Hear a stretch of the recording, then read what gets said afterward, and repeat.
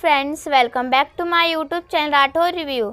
इस परिणाम 2 upcoming episode की अपडेट आपके लिए लेकर आई हूँ। श्लोक निरंजन की सच्चाई जानने के बाद श्लोक अपने कार में बैठकर कार को बहुत ज़्यादा स्पीड में चलाने लगता है। फिर आस्था भी ऑटो से उनके पीछे भी चली जाती है। इधर श्लोक कार को चलाते खतरनाक रास्ते पर जा रहा होता है। फिर ऑटो वाला कहता है, मैडम मैं आगे नहीं जा सकता, खतरा है। फिर आस्था पैदल अकेली अब उनके पीछे चली जाती है। इधर श्लोक सुबह सुबह खाई के पास आ जाता है और अपनी कार से उतरकर खाई की ओर जाने लगता है। फिर आस्था भी उनके पास आ जाती है। फिर वह श्लोक को चिल्लाने लगती है, लेकिन श्लोक उनकी आवाज़ को नहीं सुनता और खाई की ओर बढ़ते जाता है। फिर आस्था भागती हुई जाती है और श्लोक को खाई से कूदने से बचाती है, लेकिन श्लोक आस्था के हाथ छुड़ाकर फिर से खाई की ओर जाने लगता है। फिर आस्था उनका हाथ पकड़कर श्लोक को एक थप्पड़ मार देती है और कहती है, श्लोक आप पागल हो गए हो, आप क्या कर रहे हो। फिर श्लोक बहुत रोने लगता है और चिल्लाकर कहता है, क्यों, क्या बाबा ने ऐसा मेरे साथ। उनको मैं भगवान मानता था, उन पर आंखें बंद करके अंधों की तरह विश्वास किया करता था, क्यों उनने मेरे विश्वास को तोड़ा। फिर आस्था श्लोक को गालों को पकड़कर प्यार से कहती है, श्लोक चलिए, आप चुपचाप रहिए, मेरे साथ घर चलिए। लेकिन श्लोक कहता है, आस्था मुझे किसी से बात नहीं करनी और किसी के साथ नहीं जाना, मेरी ज़िंदगी का कोई वजूद नहीं है और मैं जीना नहीं चाहता, मैं मरना चाहता हूँ। और इतना कहने के बाद श्लोक फिर से खाई की ओर जाने लगता है, लेकिन आस्था उसे फिर से वापस खींच लेती है और आस्था कहती है, आप कुछ नहीं करेंगे, आपको मेरी कसम। फिर श्लोक चुपचाप हो जाता है और फिर से रोने लगता है और कहता है, तुम्हारे और आई के साथ ने कितना बुरा किया है। और फिर आस्था श्लोक को गले से लगा लेती है। इधर कालिंदी बहुत परेशान हो रही होती है। इधर दूध ज़्यादा उबलने लगता है और नीचे गिरने लगता है। फिर उसी टाइम उनके पति आ जाते हैं और कहते हैं, कालिंदी कहाँ खो गई हो, दूध गिर रहा है। और फिर कालिंदी कहती है, ना जाने मुझे क्यों आस्था की बहुत याद आ रही है, मन तो करता है उनको अपने पास बुला लूं, लेकिन अंकुश के कारण उसको नहीं बुला पा रही हूँ।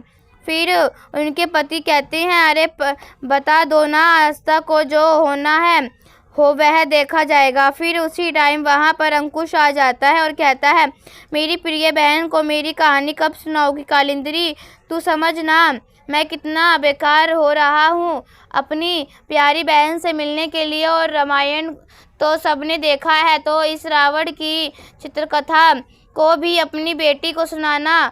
अब तू आस्था को सच बता दे कि उनका 6 फुट तो इंच का लंबा एक भाई भी है। और फिर कालिंदी उदास होने लग जाती है। फिर अंकुश कहता है, अरे तुझे छेड़ने में मुझे बहुत आता है, चल तेरा वह टेंशन वाला इम्प्रेशन जल्दी ला। फिर कालिंदी उसको गुस्से से देखती है। फिर अंकुश कहता है, हाँ वेरी गुड, वैसा ही रहना। फिर हंसते हुए कमरे के ऊपर चला जाता है। इधर श्लोक आस्था के सामने आस्था से रोते हुए कहता है, तुम मेरे सामने इतना गिड़गिड़ाती रही, लेकिन मैंने तुम्हारा एक भी बात नहीं सुन। फिर आस्था कहती है, श्लोक आप मेरी ताकत हो और मेरी ताकत को मैं इस तरीके से कमज़ोर होते हुए नहीं देख सकती, प्लीज़ चलिए मेरे साथ। फिर श्लोक उनके घर चलने लगता है और इधर सोजल अंजलि से कहती है, रात भर से तीनों गायब है, मुझे बहुत घबराहट हो रही है। फिर अंजलि श्लोक को कॉल कर रही होती है। उसी टाइम निरंजन आ जाता है और अंजलि के मोबाइल को छीन कर लेता है और अंजलि से कहता है, अभी यह रोना धोना बंद कीजिए और मगरमच्छ के आंसू मत निकालिए। फिर निरंजन मोबाइल को तोड़ देता है और अंजलि से कहता है, घबराने का नाटक तो मेरे सामने मत कीजिए, इस बार आप होती तो सब संभाल लेती, लेकिन आपको तो बात बिगाड़ने में मज़ा आता है। जब से आप घर से अलग हुई हैं, तब से आपको रोज़ तमाशा करने का नशा चढ़ा हुआ है। खुद को अबला नारी समझकर सबकी सहानुभूति बटोर कर चाहती हैं आप। इस घर में बहुत जुर्म होता, मेरे पति बहुत अत्याचार करते हैं, यह बताना चाहती हैं। जब तक आप अपनी मर्यादा में थी तो यह पर बहुत खुशी सुख शांति थी। फिर निरंजन अंजलि को हाथ दिखाकर कहता है, ज़्यादा फड़फड़ाने से आज़ादी नहीं मिलेगी और आपको क्या कमी रह गई थी आपको बिना मांगे कपड़े पहनने, सारे ऐशो आराम, अच्छा खाना दिया, और क्या चाहिए था। फिर अंजलि कहती है, सही कहा आपने, सब कुछ दिया, लेकिन सिवाय आत्मसम्मान के, सिवाय स्वाभिमान के और सिवाय आदर के। मुझे अच्छे से अच्छा खाना भी दिया, लेकिन अपनी झूठी थाली में खाने के लिए मजबूर भी किया।